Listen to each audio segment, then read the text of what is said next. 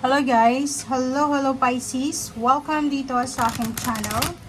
Kapalaran 888 Pisces. Alamin natin kung anong messages, vibration, gabay energy para sa inyong lahat. Ito ay para sa week 20.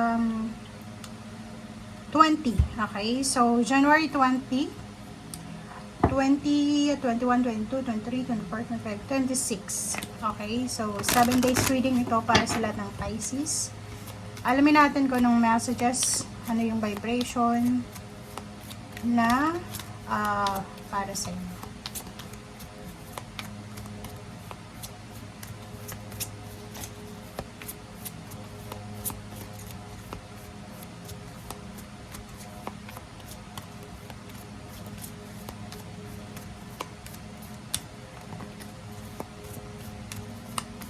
Okay, Pisces.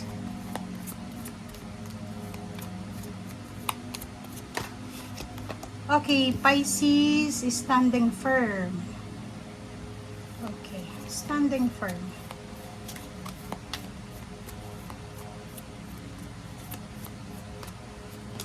Okay, next is planting seeds. Okay. So, Pisces, sa linggong ito, yung first two cards na to is para tong, tawag dito, yung focus. Pwedeng focus siya. Or pwede yung, ito yung iniisip mo. Okay, na gawin. Okay, so nakikita ko yung first card mo dito, sinasabi na you're noble, you're brave, and strong. So, pwedeng, ito yung affirmation mo for this week. Pwedeng ito yung nasa sa loob mo, nasa sa puso mo. Okay?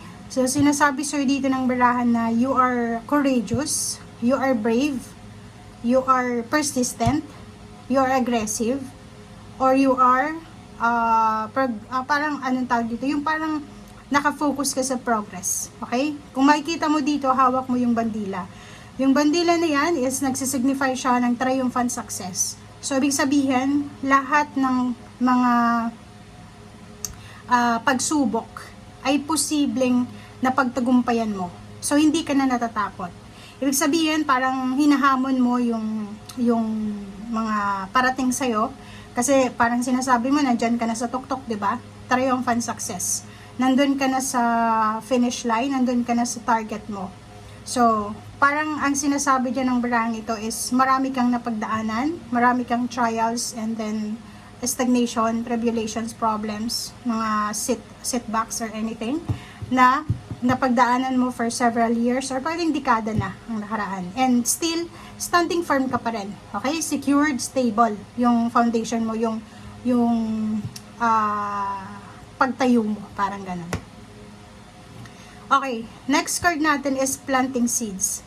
Planting seeds, dito sinasabi na this week, marami kang mga bagong ideas, marami kang bagong ideas para magplant ng seeds. Yung planting of seeds dito, planting seeds is para siyang yung literal na money. 'Di ba? Literal na money. Pwedeng nag-iisip ka ng negosyo, investment, or kung paano mo mapaparami yung pera mo kung marami ka ng pera sa ngayon, gusto mo pang magkaroon ng maraming pera. Or yung iba, pwedeng pag-aaral to. So, halimbawa, nakapagtapos ka na ng pag-aaral, kolehiyo, or kung ano man tong napag-aralan mong profesyon, siguro magde-decision ka sa linggo ito na hindi pa ako kontento. Kailangan ko mag-masteral, mag-doctoral, or parang ganun. So, nakikita ko sir dito, nasa tamang direction ka.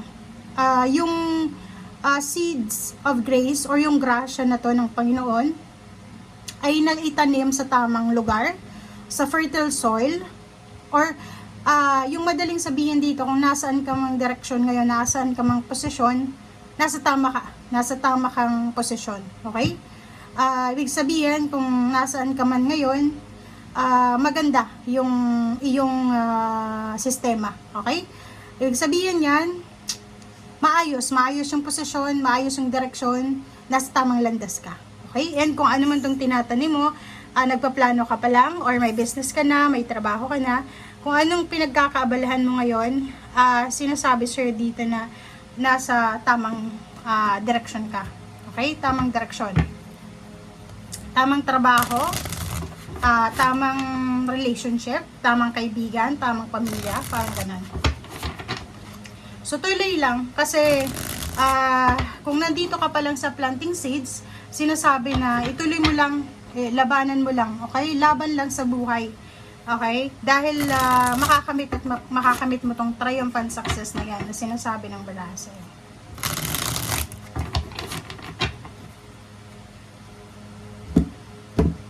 Okay. Knight of Wheels. This one is all about money. Okay? It's all about money. It's all about yaman. Okay? So, yung Knight of Wheels, sinasabi dito na maraming parating na pera sa'yo. Or pwedeng from January 20, 21, 22, 23, 24, 25, 26.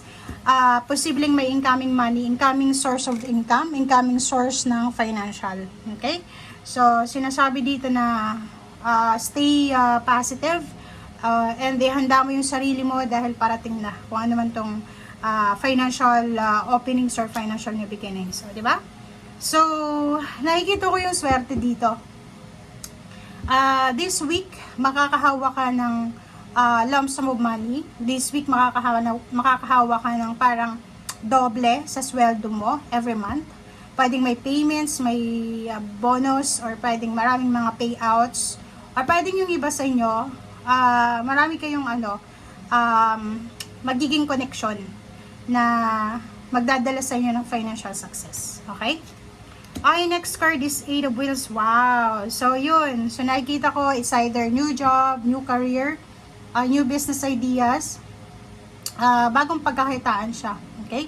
So, yung 8 of Wheels na to, is para siyang nang tawag dyan, yung iba sa inyo nakafocus talaga kayo sa ginagawa niyo, sa pinagkakakitaan mo, and if ever man na medyo tinatamad ka, kasi yun yung pwedeng maging, yun yung katamaran, yung pagkawala sa focus, yung bukas na lang, yung manyana habit, pwedeng yan yung maging concern mo for the year 2025, na pwedeng tamaran ka, mawalan ka ng interest. So, dito nakikita ko na this week, sobrang nakafocus ka sa trabaho mo. Focus ka na ayaw mong magkamali, ayaw mong masira yung diskarte mo sa linggong ito. Okay, Queen of Wands.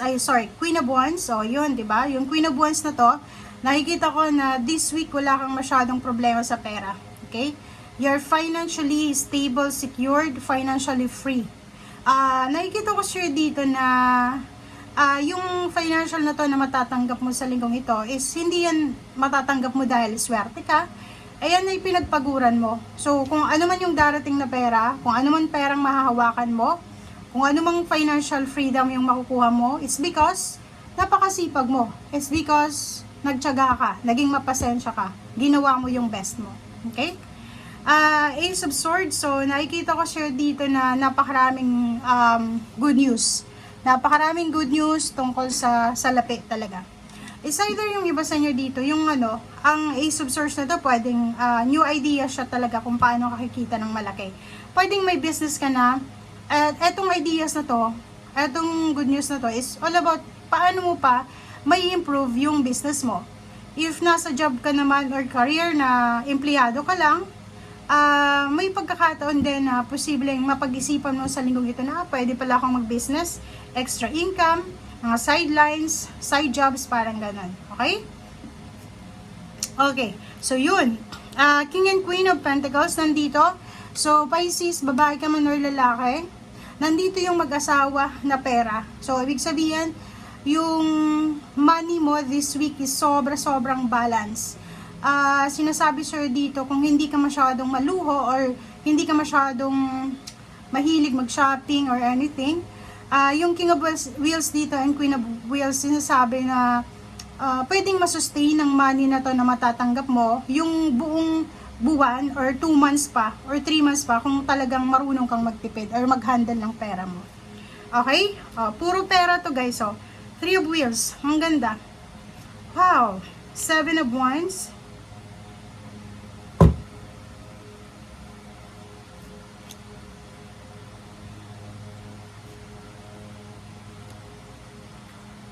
Okay. Ang ganda. So, nakikita ko dito, sinasabi na yung financial balance ay posibleng mapapasayo. magiging sobrang balanse yung pera mo, yung pag-manage mo ng pera. And if may business ka, yun nga yung sabi ko sa kanina, mas magiging parang business-minded ka pa. Yung gusto mo pa ng marami, gusto mo pang madagdagan yung business mo. And Seven of Wands and standing firm, the same din siya.